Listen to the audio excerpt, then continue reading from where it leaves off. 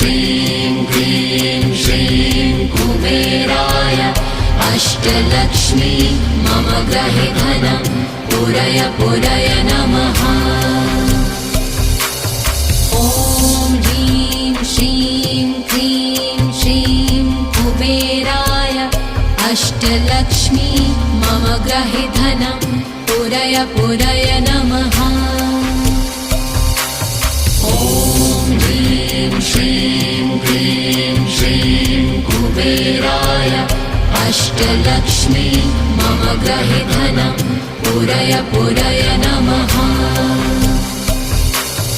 ॐ ह्रीं श्रीं क्लीं श्रीं कुबेराय अष्टलक्ष्मी मम गृहे धनं पूरय पूरय नमः।